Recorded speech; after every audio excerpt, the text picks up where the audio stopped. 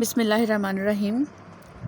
طالبات، ہمارا آج کا لیسن ہے مجید امجد کی نظم ایک کوہستانی سفر کے دوران میں۔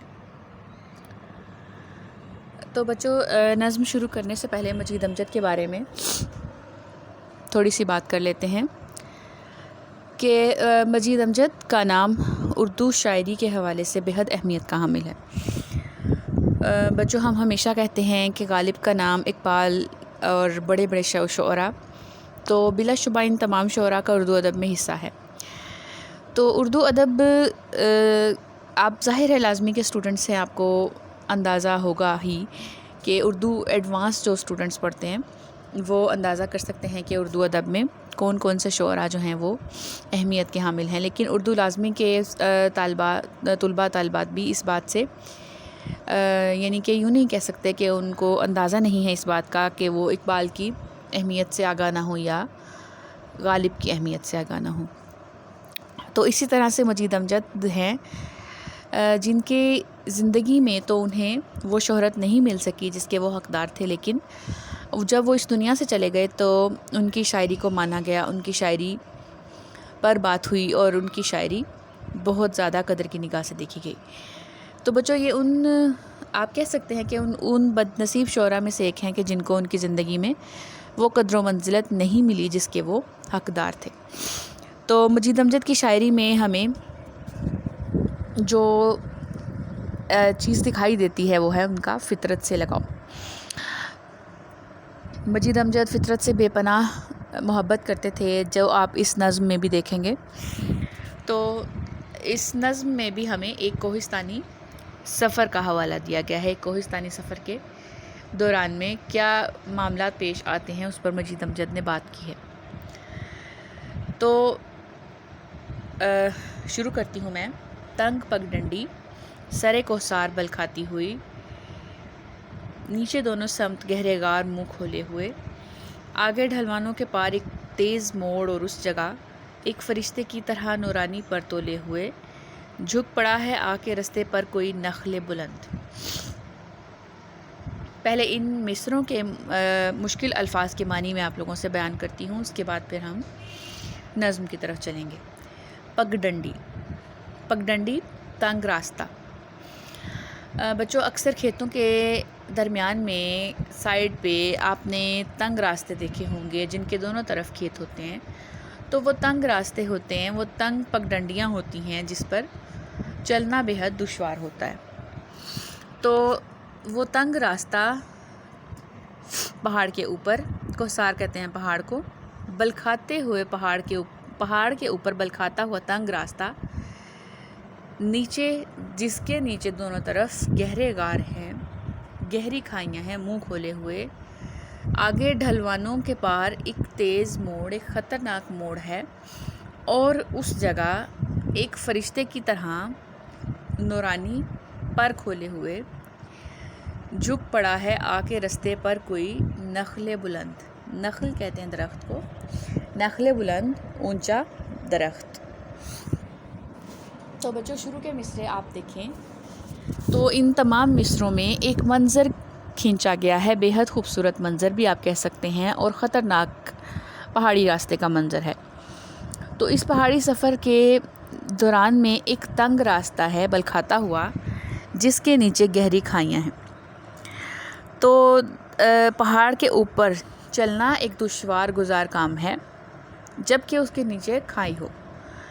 تو ایسے راستے پر آگے جا کر شاعر نے کہا ہے کہ ایک بہت زیادہ خطرناک موڑ ہے، وہ موڑ کے جس کے ادھر دیکھنا مشکل ہے کہ آپ اندازہ نہیں کر سکتے کہ آیا جب آپ اس موڑ سے گزریں گے تو آپ آگے اس کے راستہ ہے یا نہیں ہے، یا آپ نیچے گر جائیں گے۔ تو اس جگہ پر ایک درخت ہے، ایک اونچا درخت ہے، اپنے بازو پھیلائے ہوئے، اپنی شاخیں کھولے ہوئے ایک درخت وہاں پر کھڑا ہے، اور وہ درخت کیا کر رہا ہے یہ ہم اگلے نظم کے اگلے آدھے حصے میں دیکھیں گے۔ تو بچوں، ایک خوبصورت پہاڑی راستہ، اور اس پہاڑی راستے میں خطرناک بلکھاتے ہوئے موڑ جہاں سے لوگ گر سکتے ہیں، اس موڑ پر ایک درخت ہے۔ شاعر نے کہا ہے، فرشتے کے مانند نورانی پر تولے ہوئے، تھام کر جس کو گزر جاتے ہیں آسانی کے ساتھ، موڑ پر سے ڈگمگاتے راہروؤں کے قافلے۔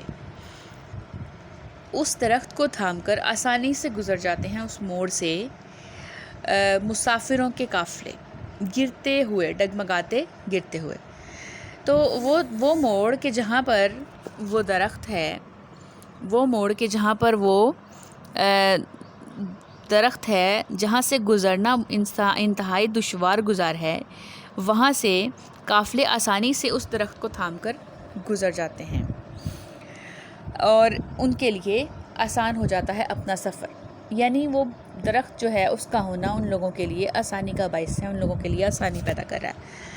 اس کی شاخوں کو تھام کر بہت سارے قافلے جو ہیں وہاں سے بحفاظت گزر جاتے ہیں۔ ایک بوسیدہ خمیدہ جھکا ہوا پرانا، بوسیدہ پرانے پیڑ کا کمزور ہاتھ، سینکڑوں گرتے ہوں کی دستگیری کا امین، دستگیری حفاظت، سینکڑوں گزرتے ہوئے لوگوں کا محافظ بن جاتا ہے وہ ایک درخت، اور لوگ آسانی سے گزر جاتے ہیں۔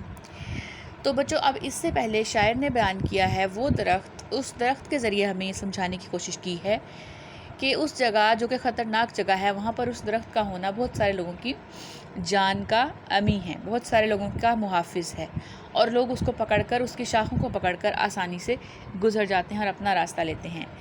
تو اس درخت کے ذریعے شاعر نے ہمیں یہ بتانے کی کوشش کی ہے کہ ہم اپنی زندگی میں کیا کریں، ہمیں کیا کرنا چاہیے۔ اور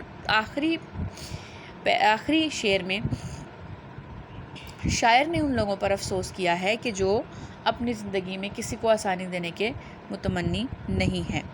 دیکھیے آخری شعر میں شاعر کیا کہہ رہا ہے، آہ ان گردن فرزانے جہاں کی زندگی، ایک جھکی ٹہنی کا منصب بھی جنہیں حاصل نہیں، کہ افسوس ان لوگوں پر کہ جو گردن اکڑا کر چلتے ہیں، گردن اونچی کر کے چلتے ہیں، گردنیں فرزانے جہاں، دنیا میں رہنے والے سینکڑوں وہ لوگ جو اپنی گردنیں اکڑا کر زندگی بسر کرتے ہیں، اپنے آپ کو بہت کچھ سمجھتے ہیں اور دوسروں کی مدد کرنے کا ایک تھوڑا سا فریضہ بھی جو سر انجام نہیں دیتے۔ وہ درخت جو کئی لوگوں کی زندگی کا امی بنا ہوا ہے، اس کی طرح تو درکنار کسی ایک شخص کی بھی مدد کرنا وہ پسند نہیں کرتے۔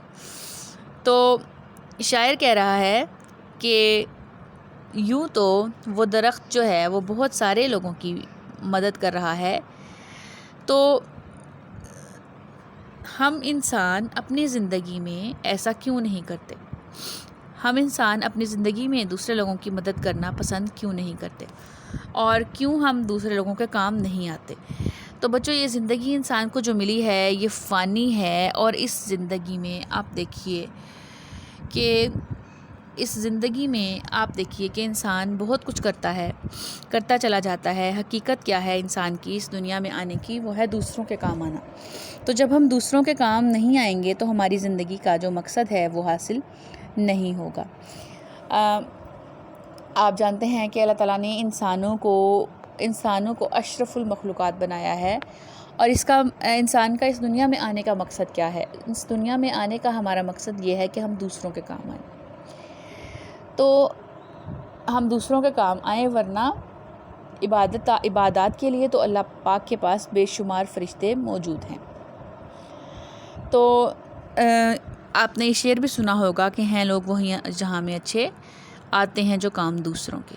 تو دوسروں کے کام آنا ہماری زندگی کا پہلا فریضہ ہے، لیکن اگر ہم اپنے آپ کو کچھ سمجھتے ہیں، بہت کچھ سمجھتے ہیں، اور دوسرے لوگوں کے کام نہیں آتے، تو ہم اپنی زندگی میں بہت بڑی غلطی کر رہے ہوتے ہیں کہ ہم اگر اپنے آپ کو غرور میں آ کر بہت کچھ سمجھتے ہیں تو میرا خیال ہے ہمیں موت کو یاد کر لینا چاہیے۔ تو وہ درخت جو سینکڑوں لوگوں کی دستگیری کر رہا ہے، اس کو شاعر نے فرشتے کی مانند کہا ہے۔ آپ کو پتہ ہے کہ فرشتہ جو ہے وہ ہر خامی سے پاک ہوتا ہے، وہ صرف عبادات میں مشغول رہتے ہیں ہر وقت اللہ تعالیٰ کی، جبکہ دوسری طرف جہاں اللہ تعالیٰ نے انسان کو اشرف المخلوقات بنایا ہے اور فرشتوں نے بھی اسے سجدہ کیا ہے، تو پھر انسان اپنے اس رتبے، اس منصب سے کیوں نیچے گر گیا ہے؟ تو آپ کو پتہ ہے کہ فرشتہ بننا بہت مشکل ہے، لیکن انسان بننا اس سے بھی مشکل کام ہے۔ تو فرشتے سے بہتر ہے انسان بننا۔ مگر اس میں پڑتی ہے محنت زیادہ۔ فرشتوں سے بہتر انسان بننا ہے، لیکن انسان بننے میں بہت محنت درکار ہے۔ تو غالب کا شعر بھی آپ یہاں پہ کوٹ کر سکتے ہیں کہ بس کہ دشوار ہے ہر کام کا آسان ہونا، آدمی کو بھی میسر نہیں انسان ہونا۔ یعنی انسان کو انسان کے مرتبے پر فائز ہونا بہت مشکل ہے۔ تو شاعر نے اس کوہستانی سفر کے دوران میں کھڑے اس درخت کی مثال سے ہمیں یہ بات باور کرائی ہے کہ ہم لوگ جو اپنی زندگیوں میں گردن اکڑا کر چلتے ہیں اور کسی کے کام نہیں آتے، تو ہم سے اچھا تو وہ درخت ہے جو کئی ہزار لوگوں کی حفاظت کر رہا ہے اور لوگ اس کو پکڑ کر آسانی سے گزر جاتے ہیں۔ تو بچوں، میں نے پہلے بھی ذکر کیا کہ مجید امجد کو فطرت سے بے پناہ لگاؤ تھا، اور آپ دیکھتے ہیں کہ شروع کے مصروں میں شاعر نے کس قدر خوبصورت منظر کھینچا ہے کہ آپ آنکھیں بند کر کے اس منظر کو تصور میں لا سکتے ہیں کہ ایک پہاڑی راستہ اور اس کے اوپر بل کھاتا ہوا بہت خطرناک موڑ اور اس کے نیچے کھائیاں کہ جہاں سے گزرنا ہر ایک کے لیے آسان نہیں، بلکہ بہت سارے انسان اپنی زندگی سے ہاتھ دھو بیٹھے، اور ایسے میں وہاں پہ موجود وہ درخت جو کئی لوگوں کی رہنمائی کر رہا ہے اور انہیں راستہ دکھا رہا ہے۔ تو آخری شعر میں شاعر ہم سے یہ سوال کر رہا ہے کہ کیا ہم لوگوں کو اس ایک جھکی ہوئی ٹہنی کا بھی مقام حاصل نہیں اپنی زندگی میں؟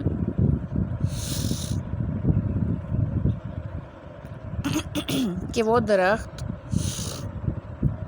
جو کتنے ہی لوگوں کی زندگیوں کی حفاظت کا امی ہے، وہ کتنا بڑا فریضہ سر انجام دے رہا ہے، اور دوسری طرف ہم انسان جو اپنے آپ کو بہت کچھ سمجھتے ہوئے اس زوم میں زندگی گزارتے ہیں کہ شاید ہم نے مرنا نہیں ہے۔ تو اگر ایسی ہی بات ہے تو ہم قبرستان دیکھ لیں جو ایسے لوگوں سے بھرے پڑے ہیں، اور آپ کو پتہ ہے کہ وہ آخری ٹھکانہ ہے، اور وہاں پر نہ کوئی امیر ہے نہ کوئی غریب ہے، ہر انسان نے آخر وہاں چلے جانا۔ تو بہت آسان نظم تھی، جس کا چھوٹی سی آسان سی نظم ہے، اور شاعر نے ایک پہاڑی راستے کا ذکر کیا ہے کہ جس پر کھڑا وہ درخت جو ہے وہ علامت ہے بہت سارے لوگوں کی زندگی بچانے کی۔ تو ہمیں بھی اپنی زندگی میں ضرور ایسے کام کرنے چاہیے کہ جو بہت سارے لوگوں کی زندگیاں سنواریں اور ان کی حفاظت کریں۔ تو ہمیں اپنے آپ کو کھنگالنا ہے کہ آیا ہم وہ کام کر رہے ہیں یا نہیں۔ اسی بات کے بارے میں شاعر نے ہم سے سوال کیا ہے کہ ہم اپنی زندگی میں کیا کر رہے ہیں۔ افسوس کیا ہے ان لوگوں پر کہ جو لوگ اپنی گردنیں اونچی کر کے چلتے ہیں اور اپنے آپ کو بہت کچھ سمجھتے ہیں۔